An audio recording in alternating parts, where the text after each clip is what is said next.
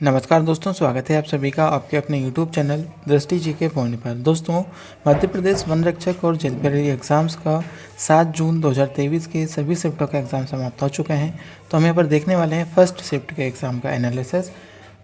और दोस्तों, अगर उम्मीद है आप सभी का एग्ज़ाम अच्छा गया हो तो वीडियो को प्लीज़ लाइक ज़रूर करें, वीडियो को शेयर करें और चैनल को सब्सक्राइब नहीं किया है तो चैनल को सब्सक्राइब कर बेल आइकन को ऑन कर लें। चलिए शुरुआत करेंगे फर्स्ट क्वेश्चन के साथ। मौलाना अबुल कलाम आज़ाद भारत के पहले कौन से मंत्री थे? तो दोस्तों, मौलाना अबुल कलाम आज़ाद जो कि भारत के पहले शिक्षा मंत्री रहे थे। मौलाना अबुल कलाम आज़ाद ने 1947 से 1958 तक स्वतंत्र भारत के पहले शिक्षा मंत्री के रूप में कार्य किया था। 2008 से राष्ट्रीय शिक्षा दिवस 11 नवंबर को मनाते हैं। मौलाना अबुल कलाम आज़ाद की जन्म वर्षगांठ पर भारत में शिक्षा और उनके योगदान को सम्मानित करने के लिए, तो ये आपको याद रखना है। आज़ाद का शिक्षा के क्षेत्र में योगदान के लिए उन्हें 1992 में भारत रत्न से भी सम्मानित किया गया था। तो ये सभी पॉइंट्स आपको साथ ही साथ याद रखने हैं दोस्तों, क्योंकि यहाँ से क्वेश्चंस बन सकते हैं। नेक्स्ट क्वेश्चन होगा क्वेश्चन नंबर 2, बचपन बचाओ आंदोलन किस वर्ष शुरू किया गया था? तो बचपन बचाओ आंदोलन दोस्तों जो कि 1980 में शुरू किया गया था, ये आपको याद रखना है। बचपन बचाओ आंदोलन एक भारत आधारित बाल अधिकार आंदोलन है। कैलाश सत्यार्थी ने बचपन बचाओ आंदोलन की शुरुआत की थी, और ये कब की थी? तो 1980 में इनके द्वारा ही इस आंदोलन की शुरुआत की गई थी। नेक्स्ट क्वेश्चन यहाँ पर देखा गया था कि 2022 में अशोक चक्र से किसे सम्मानित किया गया था? सही आंसर होगा ASI बाबूराम को। ठीक है, तो ASI बाबूराम जी को जो कि इनको सम्मानित किया गया था। भारत के राष्ट्रपति ने मरणोपरांत जम्मू कश्मीर पुलिस के ASI बाबूराम को उनकी उत्कृष्टता, बहादुरी, कर्तव्य के प्रति समर्पण के लिए उन्हें अशोक चक्र से सम्मानित किया गया था। तो ये मोस्ट इंपॉर्टेंट क्वेश्चन है दोस्तों, हो सकता है ये रिपीट हो। नवंबर 2022 को किसे अंतर्राष्ट्रीय हॉकी महासंघ का नया अध्यक्ष चुना गया? तो नरेंद्र ध्रुव बन्ना को दोस्तों 2022 में अंतर्राष्ट्रीय हॉकी संघ महासंघ का नया अध्यक्ष चुना गया है। इस पद पर नरेंद्र ध्रुव बन्ना के इस्तीफे के बाद FIH के कार्य अधिकारी अध्यक्ष बने सैफ अहमद का स्थानीय लेंगे। ठीक है, तो FIH कांग्रेस ने FIH के पूर्ण सदस्य के रूप में इंडोनेशिया हॉकी संघ महासंघ के आवेदन को भी मंजूरी प्रदान की है। तो ये आपको याद रखना है। निम्न में से कौन मध्य प्रदेश में अनुसूचित जाति कल्याण विभाग के मंत्री हैं? तो सही आंसर रहेगा दोस्तों मीना सिंह मंडावे, जो कि मध्य प्रदेश में अनुसूचित जाति कल्याण विभाग की मंत्री है। मीना सिंह मंडावे मध्य प्रदेश में अनुसूचित जाति कल्याण विभाग की मंत्री पद पर स्थित है। वे भारतीय जनता पार्टी से संबंधित है और उमरिया जिले के मानपुरा विधानसभा के विधायक के रूप में भी चुनी गई है। तो ये भी आपको याद रखना है। सिनेमा से संबंधित पुरस्कार कौन सा है? तो सिनेमा के जगत में जो पुरस्कार दिया जाता है वह दिया जाता है दादा साहेब फाल्के पुरस्कार दोस्तों, जो कि ये फिल्म जगत का सबसे सर्वश्रेष्ठ पुरस्कार है। दादा साहेब फाल्के पुरस्कार को भारतीय सिनेमा के पिता के रूप में जाना जाता है।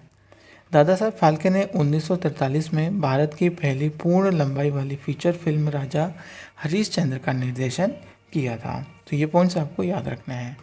क्वेश्चन नंबर 8 यहाँ पर पूछा गया था कि साइमन कमीशन की स्थापना कब की गई थी? तो 26 नवंबर 1927 को दोस्तों, जो कि साइमन कमीशन की स्थापना की गई थी। ब्रिटिश सरकार ने वर्ष 1927 में भारत सरकार अधिनियम 1919 की समीक्षा के लिए साइमन कमीशन की नियुक्ति की थी। 1928 में साइमन कमीशन भारत आया था और साइमन कमीशन बिना किसी भारतीय सदस्य के एक श्वेत आयोग भी था। तो ये सभी आपको याद रखना है। नेक्स्ट क्वेश्चन पूछा गया था कि ICC में कितने सदस्य होते हैं? तो 12 पूर्ण सदस्य होते हैं। जो क्रिकेट खेलते हैं वे पूर्ण सदस्य होते हैं। ICC में 104 सदस्य होते हैं टोटल, तो 12 पूर्ण सदस्य होते हैं जो टेस्ट मैच खेलते हैं, और जो 90 एसोसिएशन सदस्य होते हैं। ICC अपने द्वारा आयोजित टूर्नामेंट से आय को अर्जित करता है। यहाँ पर एक क्वेश्चन देखा गया था कि 1720 से लगाकर 1761 के बीच किस साम्राज्य का विस्तार हुआ था? तो साथियों 1720 से लगाकर 1761 तक जो कि मराठा साम्राज्य का यहाँ पर विस्तार हुआ था। ठीक है, तो ये आपको याद रखना है। इसने धीरे धीरे मुगल साम्राज्य के अधिकार को भी समाप्त कर दिया था। 1720 के दशक तक मालवा और गुजरात को मुगलों से जब्त कर लिया गया था, तो ये भी आपको याद रखना है। 1991 में आर्थिक सुधारों के दौरान वित्त मंत्री कौन थे?